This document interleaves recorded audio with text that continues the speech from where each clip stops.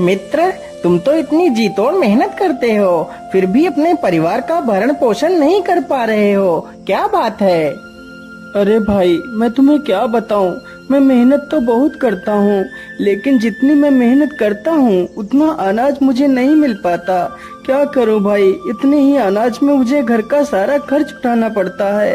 अब तुम ही बताओ मित्र, मैं क्या करूं। मेरे भाई, तुम चिंता मत करो, मैं राजा साहब से बात करता हूँ। महाराज तुम्हें काम पर जरूर रख लेंगे।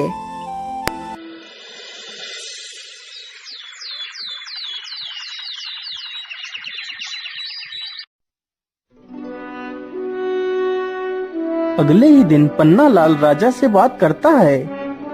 महाराज, वह बहुत ही ईमानदार है, वह हमारे साथ मिलकर इस बगीचे को और भी हरा भरा बना देगा। ठीक है पन्नालाल, तुम कल ही अपने मित्र को अपने साथ लेकर आना।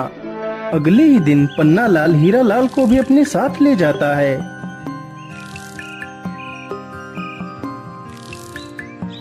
हीरालाल, तुम्हें अपने मित्र के साथ मिलकर इस बगीचे की देखभाल करनी है। यदि तुम यहाँ पर ईमानदारी से काम करोगे तो जल्दी ही तुम्हारी पगार बढ़ा दी जाएगी। मैं तुम्हें हर महीने 40 सोने की मोहरें दूंगा। ठीक है महाराज, मैं पूरी ईमानदारी से आपका काम करूंगा। महाराज, आपका बहुत बहुत धन्यवाद जो आपने मुझे इस काबिल समझा।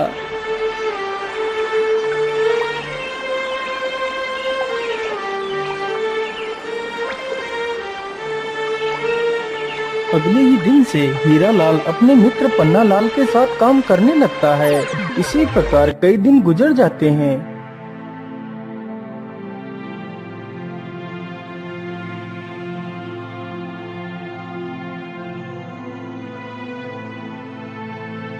अरे पन्नालाल, आज तुम्हें क्या हुआ? क्या आज तुम राजमहल नहीं जाओगे? अरे भाई, मैं तुम्हें क्या बताऊं, आज तुम अकेले ही चले जाओ। आज मेरी तबीयत कुछ ठीक नहीं लग रही है। महाराज को कह देना कि मैं आज नहीं आ सकता। हीरालाल अकेले ही जाता है और बगीचे में काम करने लगता है।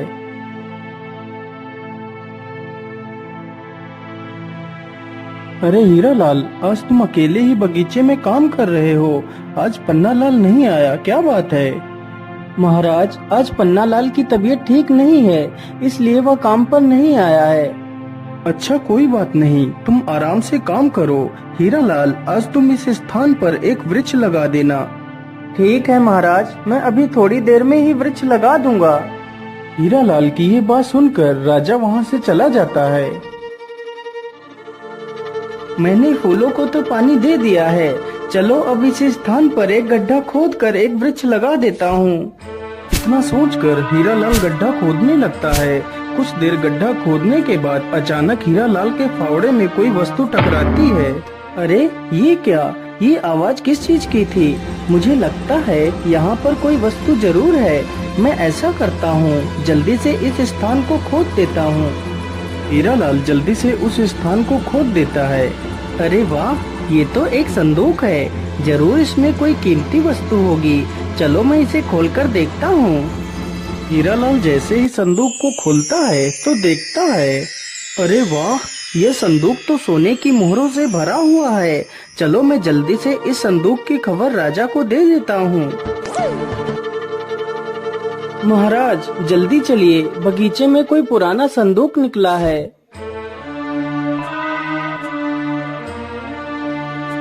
अरे वाह हीरालाल, यह संदूक तो मेरे पुरखों का है। इस संदूक को तो मैं कितने वर्षों से ढूंढ रहा था, लेकिन मुझे यह संदूक नहीं मिला और आज तुमने इस संदूक को ढूंढ लिया।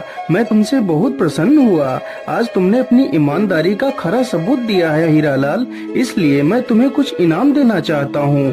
मांगो हीरालाल, तुम्हें क्या इनाम चाहिए? महाराज, ईश्वर की कृपा से मुझे और मेरे परिवार को 2 वक्त का खाना तो मिल ही जाता है। मैं जितना भी कमाता हूँ उतने में ही खुश हूँ। और महाराज, यह खजाना तो आपके पूर्वजों का ही था, इसलिए इस खजाने पर तो सिर्फ आपका ही अधिकार है। अरे वाह हीरालाल, तुम तो वास्तव में एक महान इंसान हो, जिसे दुनिया की मोह माया से कोई वास्ता नहीं। मैं तुमसे बहुत प्रभावित हुआ हीरालाल। आज मैं तुम्हें अपना मंत्री घोषित करता हूँ।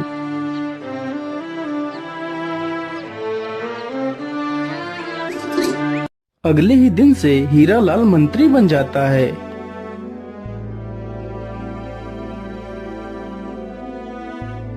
अरे सैनिक भाई, आज मेरा मित्र हीरालाल काम पर नहीं आया, क्या बात है? अरे पन्नालाल भाई, अब हीरालाल माली नहीं रहा, अब वह इस राज्य का मंत्री बन गया है। महाराज ने हीरालाल को मंत्री बना दिया है। क्या मेरा मित्र मंत्री बन गया है? अरे वाह, इससे ज्यादा खुशी की बात मेरे लिए और क्या हो सकती है। सैनिक भाई, मैं अभी अपने मित्र से मिलकर आता हूँ। अरे नहीं पन्नालाल, तुम अंदर नहीं जा सकते, चुपचाप जाकर अपना काम करो, तुम्हें अंदर जाने की कोई आवश्यकता नहीं है। लेकिन सैनिक भाई, वो तो मेरा मित्र है, तो मैं आखिर अपने मित्र से क्यों नहीं मिल सकता? पन्नालाल के बार बार बोलने पर भी सैनिक पन्नालाल को अंदर नहीं जाने देते। यह देखकर पन्नालाल बड़ा दुखी हो जाता है और वहां से वापस बगीचे में चला जाता है, लेकिन उसका मन हीरालाल के बिना नहीं लग रहा था। सैनिकों, जाओ और मंत्री जी को उनके घर छोड़ कर आओ। राजा का आदेश होते ही सैनिक हीरालाल को रथ पर बिठा लेते हैं। तभी उसका मित्र पन्नालाल आ जाता है। अरे भाई, तुम तो मंत्री बन गए हो, तुम्हें मंत्री बनने पर मेरी तरफ से ढेर सारी शुभकामनाएं। मित्र, यदि तुम बुरा ना मानो तो मैं भी तुम्हारे साथ ही चलना चाहता हूँ। नहीं पन्नालाल, आप मंत्री जी के साथ नहीं जा सकते, यह रथ सिर्फ महाराज और मंत्री के लिए है, इस रथ पर तुम नहीं बैठ सकते। ये बात सुनकर पन्नालाल और भी ज्यादा दुखी हो जाता है। पन्नालाल को दुखी देखकर हीरालाल भी दुखी हो जाता है। सैनिक तुरंत ही हीरालाल को वहाँ से लेकर चले जाते हैं।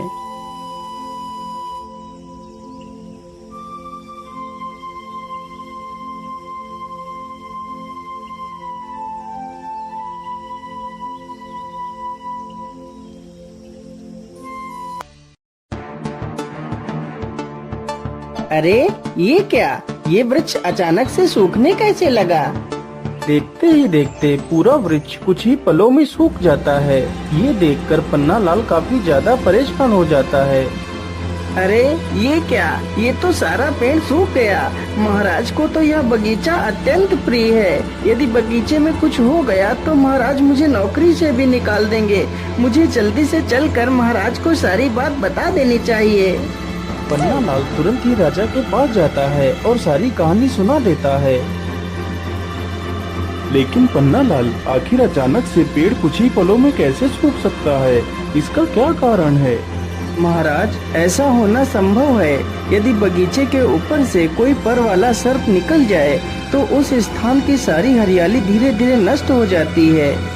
लेकिन मंत्री जी, क्या इस रोग को रोकने का कोई उपाय नहीं है? महाराज, इसका उपाय तो है, लेकिन उपाय बड़ा कठिन है। मेरे साथ भी एक बार ऐसा हुआ था महाराज, मेरी फसल भी लगभग सारी नष्ट हो गई थी। तब मैंने एक साधु से इसका उपाय पूछा था। महाराज, काली कंजा वन में एक जादुई बोलने वाला पेड़ है, यदि उसकी पत्तियां मिल जाएं तो उन पत्तियों का रस पानी में मिलाकर पौधों पर डालने से हमारा बगीचा पहले की तरह हरा भरा हो जाएगा। तो फिर ठीक है पन्नालाल, तुम जाओ और उस पेड़ की पत्तियां लेकर आओ। क्षमा कीजिए महाराज, लेकिन उस पेड़ से पत्तियां लाना सबके बस की बात नहीं है। वह वृक्ष पहले पहेलियां पूछता है, फिर अपनी पत्तियां देता है। तो इसमें और भी अच्छी बात है, आखिर मैं भी देखूं पन्नालाल कितना बुद्धिमान है। महाराज, यदि आपकी आज्ञा हो तो मैं भी पन्नालाल के साथ जाना चाहता हूँ।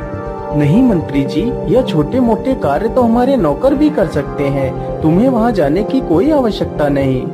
राजा इतना कहकर पन्नालाल को अकेले ही पत्तियां लेने के लिए भेज देता है, लेकिन हीरालाल अपने मित्र के लिए बहुत ही चिंतित था। पन्नालाल उस पेड़ को ढूंढते ढूंढते उसी काली कंजा वन में पहुंच जाता है।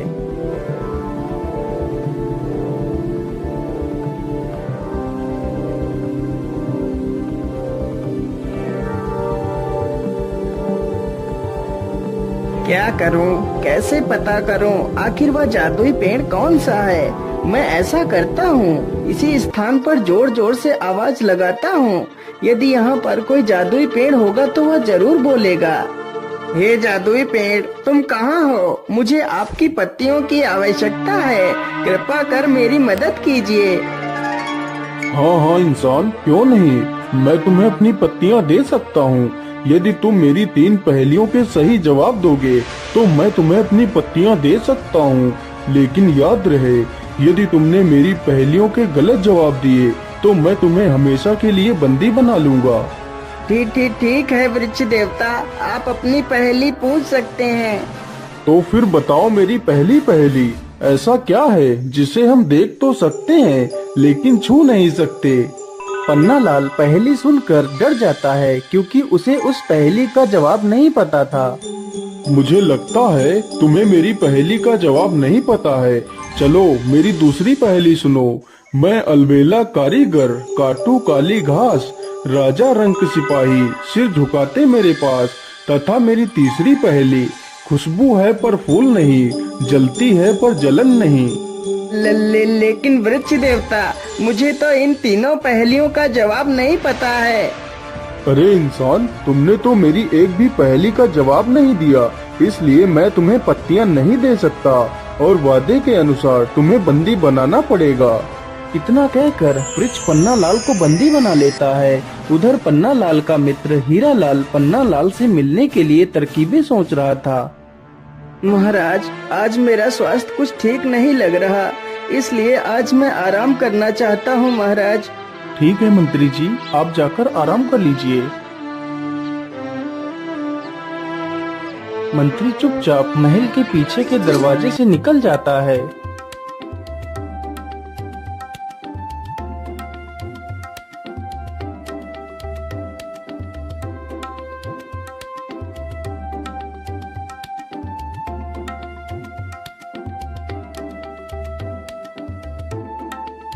हीरालाल उसी जादुई पेड़ के पास पहुंचकर देखता है कि उसका मित्र पेड़ पर ही बंदी बनकर एक पिंजरे में बंद है। हे वृक्ष देव, आप मेरे मित्र को छोड़ दीजिए। हाँ, क्यों नहीं, मैं तुम्हारे मित्र को जरूर छोड़ दूंगा और तुम्हें अपनी पत्तियां भी दूंगा, यदि तुम मेरे 3 पहेलियों का सही जवाब दे दो। ठीक है वृक्ष देव, आप अपनी पहेलियां पूछ सकते हैं। तो फिर बताओ मेरी पहली पहेली, ऐसा क्या है जिसे हम देख तो सकते हैं लेकिन छू नहीं सकते? हे वृक्ष देव, इसका सही जवाब स्वप्न है। इंसान सपना तो देख सकता है लेकिन उसे छू नहीं सकता। हाँ, बिल्कुल सही जवाब। मेरी दूसरी पहेली सुनो। मैं अलबेला कारीगर, काटू काली घास, राजा रंक सिपाही, सिर झुकाते मेरे पास। हे वृक्ष देव, इसका सही जवाब नाई है। नाई के पास हर किसी को अपना सिर झुकाकर ही बाल कटवाने पड़ते हैं। अरे वाह, तुम तो कितने बुद्धिमान हो। अब मेरी तीसरी और आखिरी पहेली सुनो। खुशबू है पर फूल नहीं, जलती है पर जलन नहीं। हे वृक्ष देव, इसका सही जवाब अगरबत्ती है। अरे वाह, तुम तो वास्तव में बुद्धि का प्रतीक हो। मैं तुमसे अत्यंत प्रसन्न हूँ, इसलिए मैं तुम्हारे मित्र को आजाद करता हूँ और तुम्हें अपनी दिव्य पत्तियाँ भी देता हूँ। वृक्ष तुरंत ही उसके मित्र को आजाद कर देता है।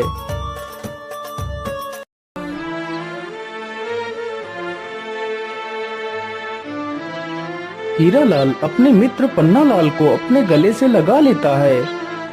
मेरे मित्र, मैं मंत्री बनकर तुमसे कितना दूर हो गया। मुझे मंत्री नहीं बनना है। पहले तो हम साथ में ही रहते थे, साथ में ही काम करते थे, लेकिन अब तो तुमसे मिलना भी मुश्किल हो जाता है। मैं आज ही महाराज को बोल दूंगा कि मुझे मंत्री नहीं बनना है, मैं माली बनकर ही खुश हूँ।